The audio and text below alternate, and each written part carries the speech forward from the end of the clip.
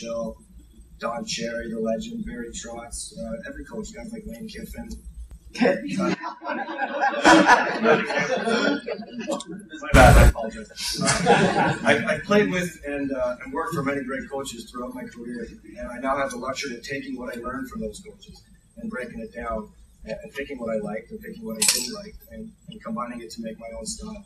And I think it's a really unique opportunity for both me and the fans who watched me grow as a player when I came in as a young kid, a 21-year-old. You guys got to watch me grow into, I was 27 when I left, or I was 26 when I left. And you got to watch me grow into, a rambunctious, energetic kind of hockey player. And when I left, I was, rambunctious and I guess the same type of deal. But now, as a coach, you get to watch me come in as a brand new coach and grow as a coach along with the team and grow as a part of this community and a part of the organization with you guys. And I think that's a really unique opportunity to get to watch somebody from the very beginning and see how they develop.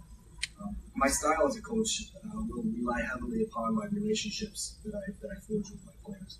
I firmly believe, especially at this level, that the relationships that you establish. Hello there, sir. Jim, how you doing? How are you? Anyway, I firmly believe at this level that the relationships that you forge with your players are as important, if not more important, than the X's and O's that you draw on the board and the things you do on the ice. All these guys are here. Everyone knows the story at the SPHL level. No one's making $1 million here. No one's overpaid. Everyone's here because they love the game. And that's why the relationships that I create in the dressing room with my guys will be more important than the X's and O's that I draw on the board, the things that Kevin and I come up with on the tactical side. I think my mission statement as a 28-year-old first-year coach, rookie coaches, my mission statement will be I want to create an atmosphere here that my players will want to succeed. And I want you fans to be able to come and see that atmosphere transferred onto the ice and the way they play. And I will stand by that until the end. That will be my mission statement. That is going to be my goal here. Kevin and I are going to build a team. There will be two things for certain.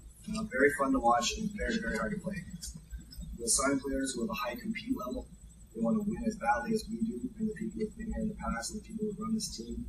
We want players in here who play the game with passion, play the game with energy, and who exemplify the hardworking, dedicated, blue-collar attitude that all of our owners and fan base share together in this community.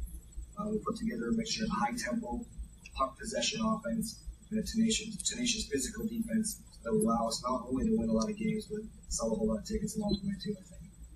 Just in closing, before I turn it over for some questions, I just want to address the issue that there will be some nights this year when I make some mistakes as a coach. Nights when I make bad decisions behind the bench, get beat on a line change, bad matches, pull the goalie too soon, have the wrong guys on the ice. There will be nights I get out coached and nights I say some things that I probably regret in the morning. But through all of this, I can guarantee everyone in this room right now and everyone listening, I can guarantee no one will ever question my desire to succeed in girl hockey in Knoxville, nor will they question my respect and belief in the game of hockey and this organization. I thank you guys all for coming today, and any questions I'd be happy to address.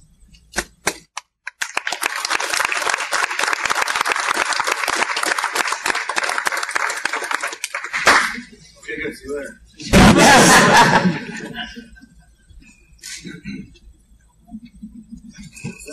Covered everything. How did your coaching last season compare to this year? I've been an assistant coach the last 2 seasons back home, coaching junior A level players between the ages of 18 and 22, coaching in one of the main feeder leagues to the Central Canadian Hockey League, NHL. It's junior players. It's hard to compare it down here. I think there's the USHL leagues like that. Just guys just graduating high school. I think the main thing we prepared me for was they're really on ice, like during game on the bench. And just the fact that you can draw things up as perfectly as you want and prepare as perfectly as you want, but if you don't have those guys bought in and dialed in, and you don't have them playing out there and believing in what you're telling them, it's not going to work. So that's where, like I said earlier, about establishing relationships with players, I think that's what I learned the most. If you don't have guys believing in you and playing for you and playing for their teammates, you're not going to have success. I'm not going to be the kind of coach who goes out there and rules with an iron fist and has guys afraid to go out there and make a mistake because I won't put them back on the ice. I want guys out there afraid to make a mistake because they don't want to let their teammates down. They don't want to let the group down. That's what I want to build this team. And like you said, Gary, I've only coached for 2 years. I've been behind this for 2 years. That's not a lot for a guy to take a coaching position. But I do feel ready. I feel very ready. I spent a lot of games on the bench. I spent a lot of games in stands watching. I'm ready for this. I'm very excited. Mike and Kevin have probably already begun the recruiting process. What ideas do you have? Well, I think we got to look outside the box. As you guys know, there's some leagues that are going to be combined this year. We've got a lot of some players looking for jobs. We're going to go about this. We're going to run our camp. We're going to recruit our players, and then we're going to wait for a little bit of a trickle-down effect coming from some of the leagues. Make some decisions there. But we've got a really good base here already. You see some of the guys in the room right now. Guys in this city know how to win. Players in this team know how to win. It's just one of those things where it's going to be a process. It's going to be a process to learn new systems and learn a new attitude. We're going to be changing the culture in that dressing room starting at day one. And it's going to take some shuffling a little bit here and there, but once we get the right players in there, Kevin and I both firmly believe that making lots and lots of changes is not the way to go about this. It's getting the guys in there early and getting the right guys in there, and then going from there and making it work with the guys. Are you thinking championship? Do I think a championship? Yeah, right. I wouldn't think anything else. I played to win. They called me in the coach team. And in a league this size, I was just talking with Paul in the back. There's no reason to reload, rebuild. There's no reason to spend 2 or 3 seasons rebuilding and getting back to where we need to be. It's an 18 league. It's one of the lowest levels of professional hockey. There are a lot of good hockey players. This is an amazing city, an amazing organization. There's absolutely no reason not to have good players and challenge for a championship every single year. Any more from you, Gary? Kind of one of the things you didn't get to. How do you go about replacing a guy like Kevin Swap?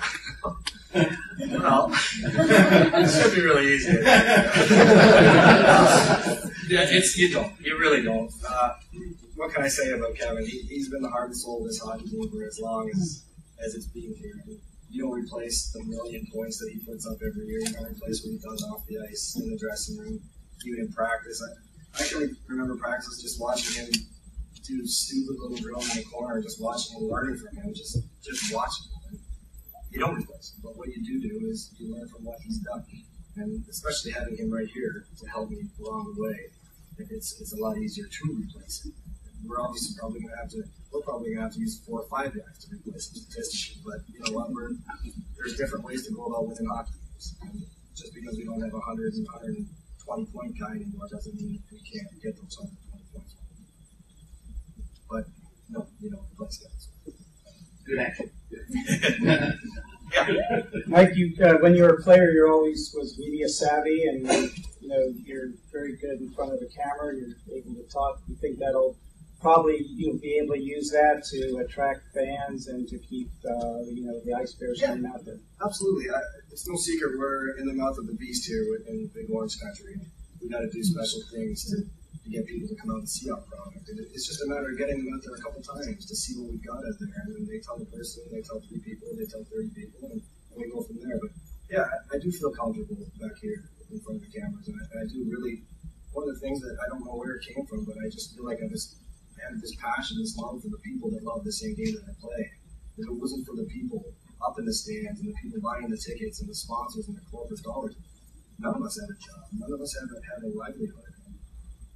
It's an amazing game, and that's why I feel like I have such a good connection with the fans and the media, because they're supporting that amazing game. And I know to have that game keep going down here is we have to have your support. So, I mean, I'll do anything I have to do to get people into that building to see the team that Kevin and I put together. And I know it goes beyond just winning games and stuff. I do know that. Radio, TV, everything, newspapers, I will do that. And I'm comfortable doing that. I enjoy doing it. And it is part of the job, and I know that. And I will do whatever I have to do to get people into the building and see the team that Kevin and I put together. So, yeah, to answer your question, I think it will really help.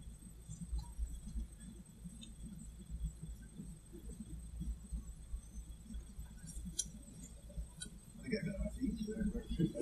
I think you did very well.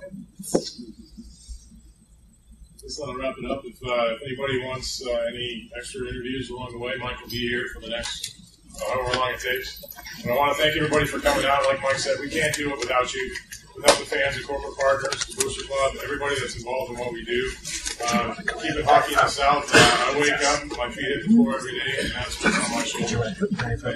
And these guys share the same passion, and that's keeping hockey in the South, and that's what we're all about. So you guys can do to help come out and support Mikey's new job and everything that we do as an organization. We truly appreciate it and look forward to seeing you at the rink this year. Thank you.